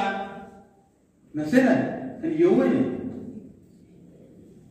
जो छळ ज्ञानेश्वरांचा झाला तसाच छळ चोखोबांचा झाला. चोखोबा तर उपेक्षित जातीत जन्मलेले, 18 विश्व दारिद्र्य, पोट भरण्यासाठी मेहुण राजावरून ते मंगळवेढ्याला आले. कशासाठी आले? रोजगार मिळावा म्हणून, या 1.5 बीट पोटाची खळगी भरता यावी म्हणून. पण मनामध्ये जो भाव होता, पांडुरंगाचं दर्शन व्हावं, ही जी भूक होती, ती भूक त्यांनी जिवंत ठेवली. संतांचं मार्गदर्शन त्यांनी ऐकलं, वाळवंटात लांबून ऐकलं, कारण जवळ येण्याची मुभा नव्हती. मंदिराच्या पायरीवर जाता येत नव्हतं. प्रत्यक्ष पांडुरंगाचं दर्शन तर खूपच लांब. पण त्यांनी तक्रार नाही केली. त्यांनी काय म्हटलं? अरे देव तर सर्वत्रच आहे,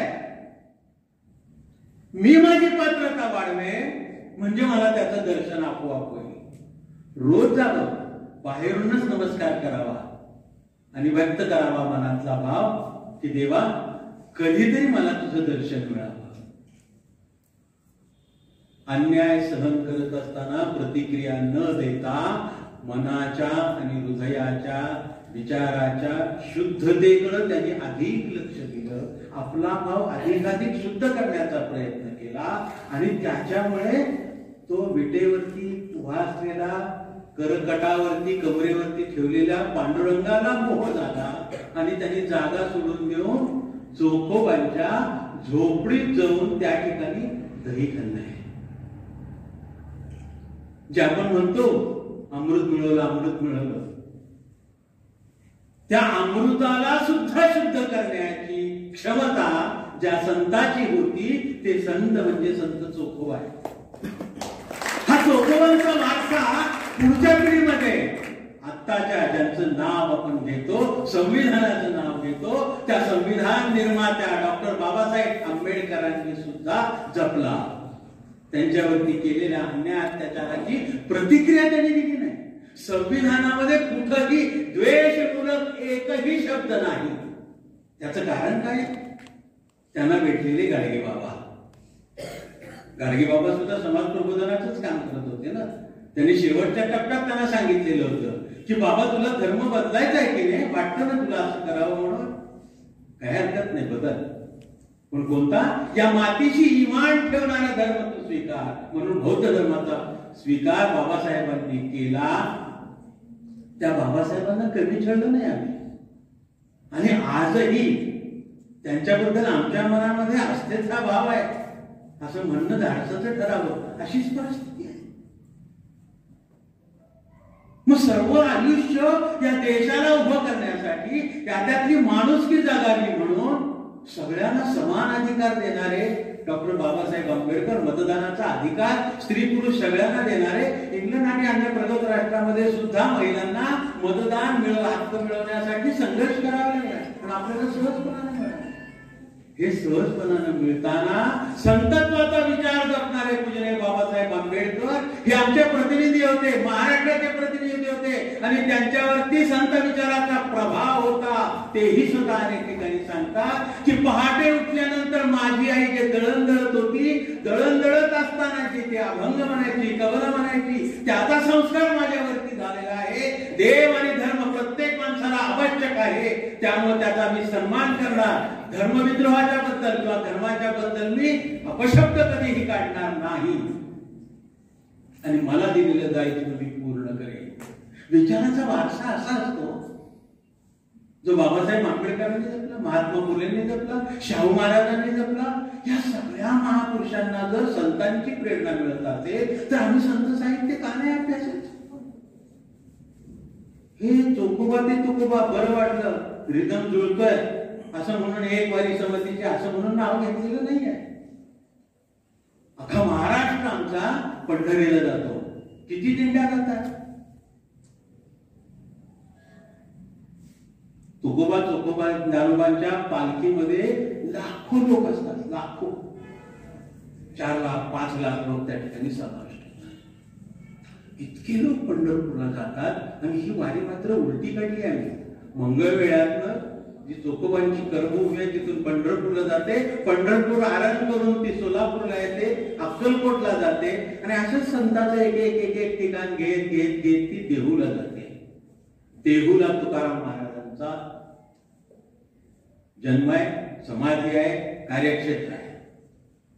हे दोन टोकं जोडण्याचं कारण काय आहे? हा कालांश जोडलाय त्यांनी. चोकोबाच्या काळातली विषमता आणि तुकोबाच्या काळातली विषमता स्वरूप भिन्न असलं तरी त्याची तीव्रता तितकीच आहे. आणि या दोघांनीही त्याचं निराकरण करण्याचा भेदाभेद अमंगळ असं म्हणून जो काम करतो तुकोबांनी करून दाखवलं. तुका झालासे कळस आपण म्हणतो. या भगवत भक्तीच्या पायावरती उभा राहिलेल्या मानवतेच्या मंदिराचा कळस जर तुकोबा असतील तर तुकोबाचा आदर्श डोळ्यासमोर ठेवून चोखोबांनी पत्करलेलं व्रत आम्ही आचरलं पाहिजे हे सांगण्यासाठी ही वारी आहे. कोणीही कोणाचा द्वेष करू नका. द्वेष करून आपल्याला मोठं होता येत नाही. संघर्ष करून यश मिळतं. संघर्ष टाळायचा नाही, पण संघर्ष कशासाठी आहे? माझ्याशी संघर्ष आहे. माझ्यातले विकल्प मला काढायचे आहे. मला माझी बुद्धी स्थिर करायची आहे. मला माझं हृदय शुद्ध करायचं आहे. माझा विचार मला बदलवायचा आहे आणि हे क्रांतीबीज मला माझ्या हृदयात पेरायचं आहे. विचाराचं बीज, संत विचाराचं बीज माझ्या हृदयात पेरलं आणि हृदयाने समर्थन दिल्यानंतर जर मी कृती केली तर ती समतेची समरस्थितीच असते. असा विश्वास ठेवून आपण सर्वांनी मिळून या वारीमध्ये सहभागी होण्याची आवश्यकता आहे. महाराष्ट्राचा धर्म पुन्हा प्रस्थापित करायचा असेल, शिवरायांच्या स्वप्नातलं स्वराज्य आणि सुराज्य आम्हाला स्थापन करायचं असेल तर आम्हाला मावळा झाला पाहिजे.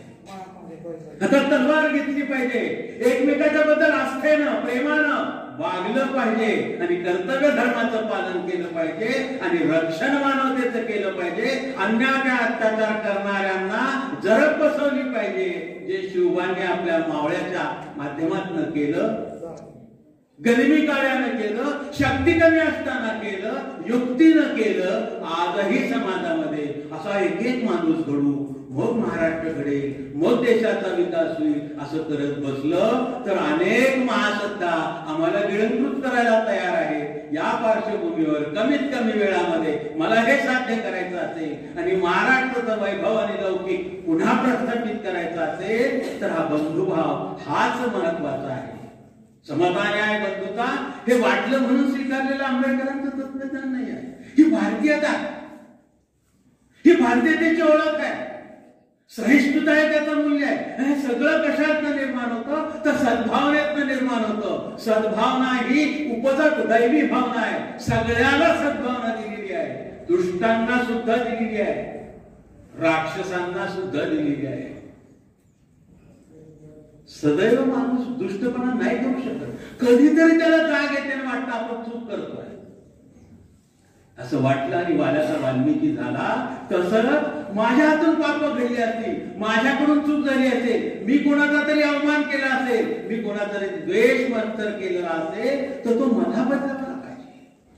शिक्षा मी भोगली पाहिजे, प्रायश्चित्त मी घेतलं पाहिजे. हा मी जागा करूया आणि मीच्या स्वतःच्या अंतःकरणात हृदयात संत विचाराचं सद्भावनेचं बीज पुन्हा एकदा पेरण्याचा प्रयत्न करूया.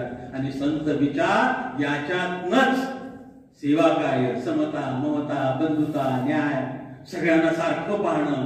अरे परमेश्वर सगळ्यात आहे असं म्हटल्यानं समत्व निर्माण होतं का? कायद्यात आहे ते नाही सगळं, मग तरी सुद्धा असा दुष्टपणा का आहे? तर तो कृतीत नाही आहे. तो कृतीत आणायचा असेल तर माझ्या मनाला पटलं पाहिजे, मनाला पटलं ते बुद्धीला रुचलं पाहिजे, बुद्धीला आणि मनाला पटलेली गोष्ट हृदयानं स्वीकारली पाहिजे. तर सत्कृत्य घडतं, तर सेवा कार्य निर्माण होतं, तर परिवर्तन आणि क्रांती होते. चोखोबांनी जी क्रांती घडून दाखवली, त्यांच्या कुटुंबाचा प्रत्येक सदस्य त्या उंचीचा केलाय. कामाला केव्हा जात असतील, नामस्मरण केव्हा करत असतील, आणि माणसं केव्हा घडवत असतील. माणसं घडवण्यासाठी छंदी घेऊन बसण्याची गरज नाही. आपलं वर्तन हेच परिवर्तनाचं साधन आहे, हेच त्याच्यातलं सूत्र आहे. हे लक्षात घेऊन आपणही आपल्या वर्तनामध्ये परिवर्तन केलं तर जगात आश्चर्य ठरावं असं कुटुंब आपलं पण होऊ शकतं. चोखोबांच्या कुटुंबात त्यांची पत्नी, त्यांची बहीण, त्यांचा मेहुणा, त्यांचा मुलगा, हे सगळेच होते. हे संतत्व त्यांच्यात आलं कुठून? बाळकडू कोणी दिलं? चोखोबांच्या मुलाचा जेव्हा जन्म होत होता त्यावेळी प्रत्यक्ष पांडुरंग सुई म्हणून आला होता. 1.5 महिना पांडुरंगाने त्यांच्या झोपडीत वास्तव्य केलंय आणि बाळंतपण केलंय. हे भाग्य आहे आणि तर कोणाच्या संतांच्या ह्याच्यात. आणि त्या गोष्टीचं वर्णन करण्यासाठी नामदेवासारख्या ज्येष्ठ संतांनी 40 अभंग रचले. हे खोटं नाही. मग हे सगळे दृष्टांत, चमत्कार आश्चर्य वाटावेत असे आहे. असे आश्चर्यकारक परिवर्तन तुमच्यामध्ये होऊ शकतात. पुढच्या वर्षी वारी जेव्हा या ठिकाणी 4 जानेवारी ही तारीख ठरलेली आहे, हे 7वं वर्ष आहे. 8व्या वर्षी जेव्हा ही वारी या ठिकाणी येईल तेव्हा या कार्यक्रमाचं स्वरूप अधिक भव्य, दिव्य, चांगलं, ज्यांनी हे ऐकलंच पाहिजे अशांना निमंत्रण देऊन ते काम करण्याच्या पुरत मी पद करून असं जर प्रयत्न केला तर ही क्रांती होईल. त्याचं गोळा करून 4 जणांना एक कार्यक्रम घ्यायचा, आम्हाला इथं भाषण करायला संधी मिळते, आम्हाला याची भूक नाही आहे. आम्हाला वाटतंय ज्या उद्दिष्टानं हे सुरू केलेलं आहे त्या उद्दिष्टापर्यंत पोहोचायचं असेल तर याला हा गावाचा उत्सव व्हावा असं स्वरूप देण्याची आवश्यकता आहे. त्या सगळ्या सज्जन शक्तीला आपण एकत्रित करण्याचा संकल्प करू. अधिकाधिक युवकांना, सर्व महाविद्यालयांना संपर्क करू. त्यांच्यातल्या अशा तुकड्या या ठिकाणी आल्या, एनएसएसचे काही विद्यार्थी आले तर निश्चितपणानं याच्यात यश मिळू शकतं. चोखोबांचा तुकोबाचा विचार आम्हाला घडवणारा आहे. हे सूत्र आहे मानवता विकसित करणारा, सद्भावना जगतात होणारा हा वारीचा कार्यक्रम आहे. ही परत वारी आहे. पंढरपूरला न जाता पंढरपूरहून देऊला जाते आहे. आणि तुकोबांच्या नतमस्तक होऊन त्यांच्या पुढे म्हणते की तुम्ही सांगितलेला आदर्शच समाजामध्ये क्रांती घडवू शकतो, हे स्थापन करण्याच्या साठीची ही चळवळ आहे. म्हणून आपण ही क्रांतीची मशाल हातात घेऊया, हृदयामध्ये सद्भावनेची ज्योत प्रज्वलित करूया. परिसरातल्या सगळ्यांना मानवता धर्माचा, बंधुभावाचा, न्यायाचा विचार समजावून सांगूया आणि आपल्या हातूनही कोणावरती अन्याय होणार नाही अशी शपथ घेतली तर हे होऊ शकतं. या निमित्तानं तुमच्यासमोर बोलत असताना ज्या भावना माझ्या मनात निर्माण झाल्या त्या तुमच्याकडे ठेवल्या. ते योग्य वाटलं ते स्वीकारा, अन्यथा ते माझ्याकडे ताईने म्हटल्यासारखं परत करा. पुढच्या वर्षीच्या कार्यक्रमासाठी तुम्हा सर्वांना निमंत्रण देण्याची विनंती करतो. धन्यवादांना जगण्याचा पाया, चालण्याची बळ, विचारांची कळ, तुकाराम अशा पद्धतीनं अतिशय सखोल असं मार्गदर्शन आम्हाला केलं. यानंतर या कार्यक्रमाचं आभार मांडण्यासाठी मी डॉक्टर सहदेव रसाळ सरांना विनंती करतो की त्यांनी आभार मानावे आणि या कार्यक्रमाची सांगता सामुदायिक पसायदारानं होईल. कार्यक्रम संपल्याच्या नंतर पुन्हा सर्वांनी फोटो काढण्यासाठी इथं थांबायचं आहे सर्व मान्यवरांसोबत.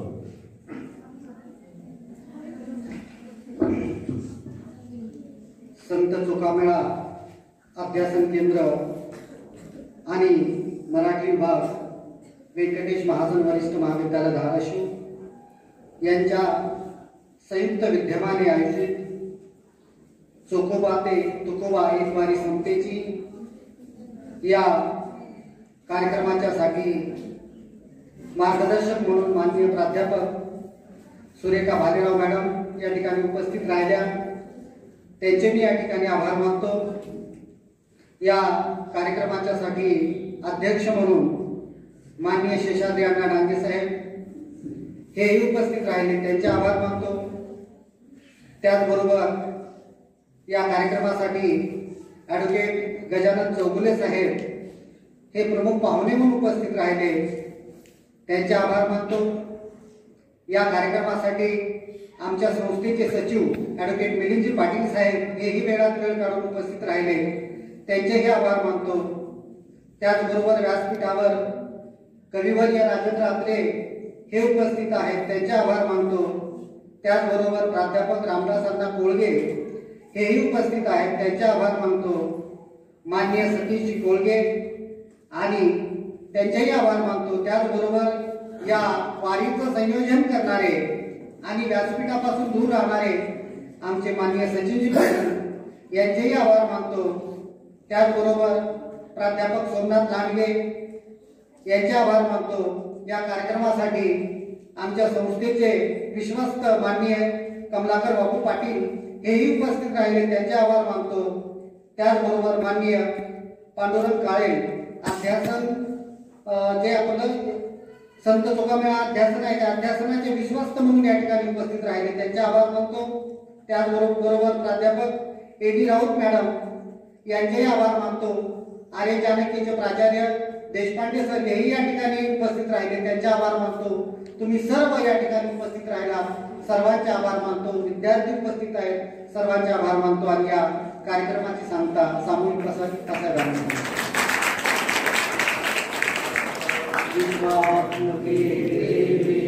येणे वाग्यज्ञ तोषावे तोषो निमज द्यावे पसाय दानही जे खळांची व्यंकटी सांडो तया सत्कर्मी रती वाढो भूता परस्परे मैत्र जीवांचे दुरितांचे तिमिर जाओ विश्वस्वधर्म सूर्य पाहो जो जे वांछिल तो ते लाहो प्राणी जातम वर्षतमंगळी ईश्वर निष्ठांची मांदी आळी अनवरत भूमंडळी भेटतो भूता चला कल्पतरूंचे आरव चेतना चिंतामणींचे गाव बोलतेचे अर्णव पीयूषांचे चंद्रमेचे अलांछन मारतंडजे तापहीन ते सर्वाही सदा सज्जन